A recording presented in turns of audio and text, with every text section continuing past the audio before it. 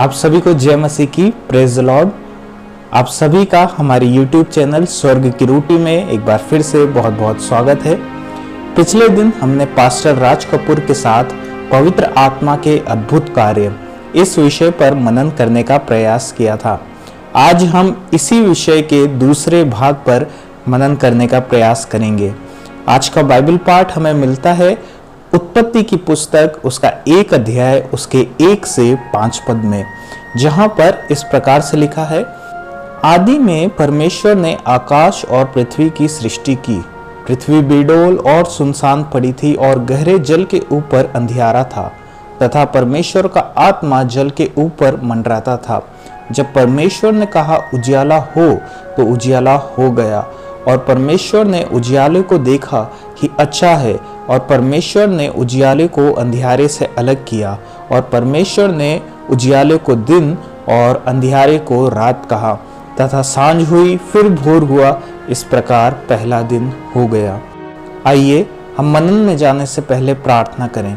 हमारे स्वर्ग में विराजमान पिता परमेश्वर, हम आपको आज के दिन के लिए बहुतायत से धन्यवाद देते हैं।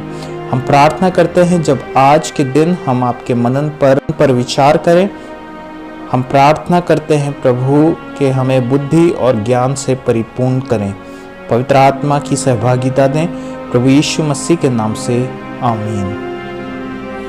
आज के बाइबल पाठ में हम देखते हैं कि जब पृथ्वी बेडौल और सुनसान पड़ी थी और गहरे जल के ऊपर अंधियारा था, तब परमेश्वर का आत्मा जल के ऊपर मंडराता था।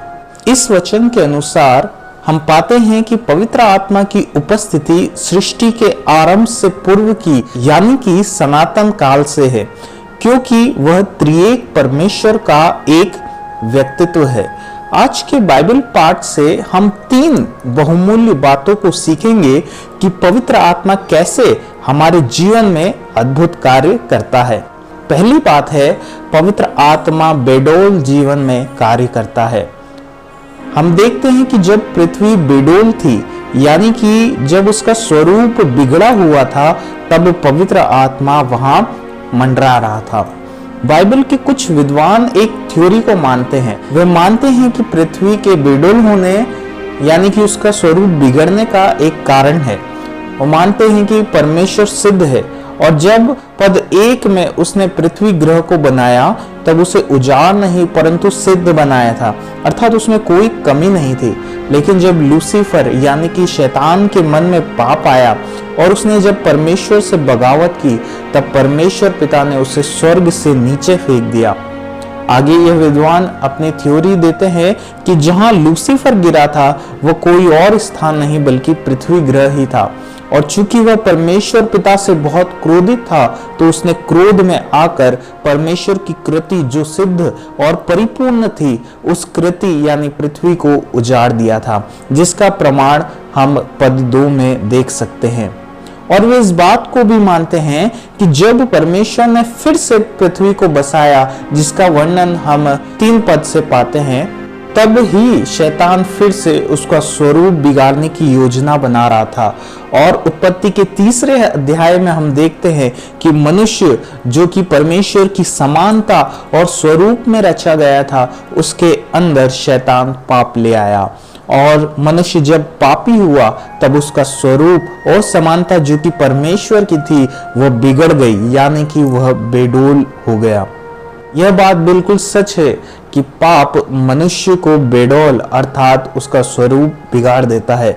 लेकिन बाइबल यह भी बताती है कि जब पृथ्वी बेडौल थी, तब पवित्र आत्मा उसके ऊपर मंडराता था, यानी कि जिसका जीवन पाप के कारण बिगड़ा हुआ है या बेडौल है, पवित्र आत्मा उसके जीवन में कार्य करता है।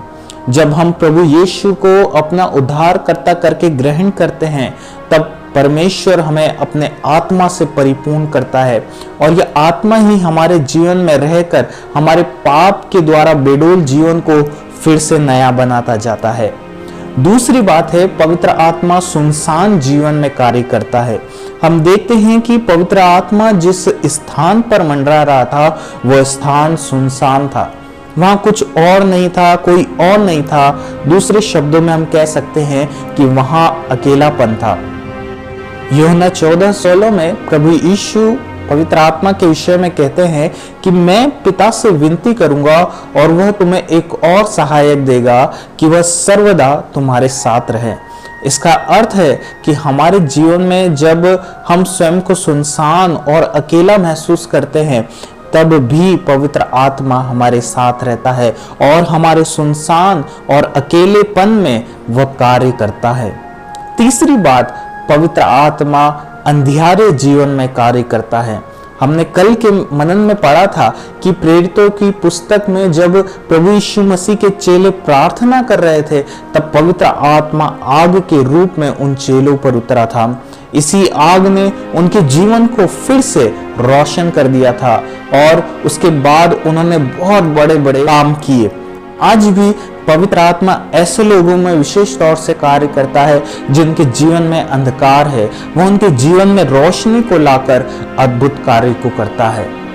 मेरे प्रियो, आज हो सकता है आपने अपना जीवन बहुत पहले प्रभु यीशु को समर्पित कर दिया था, उसको उद्धारकर्ता करके अपने जीवन में ग्रहण कर लिया था, लेकिन आपने फिर से अपने जीवन में शैतान को, पाप को अवसर दिया होगा और अभी तक आप पापमय जीवन को व्यतीत कर रहे होंगे और उस पाप के कारण आपका व्यक्तिगत जीवन, आपका पारिवारिक जीवन, आपका भौतिक जीवन उजाड़ या बेडौल हो गया होगा।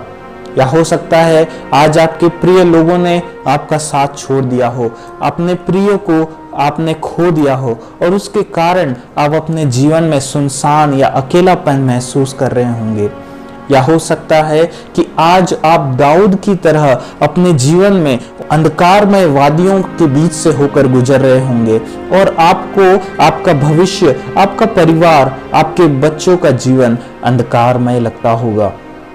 प्रियो, यदि आज आप ऐसी ही स्थिति में स्वयं को पाते हैं तो आज का मनन आपको उत्साहित कर रहा है कि आप एक बार फिर से अपने घुटनों में जाएं और परमेश्वर पिता से प्रार्थना करें और अपने पापों की क्षमा मांगे और फिर से पवित्र आत्मा की परिपूर्णता को, उसकी भरपूरी को मांगे।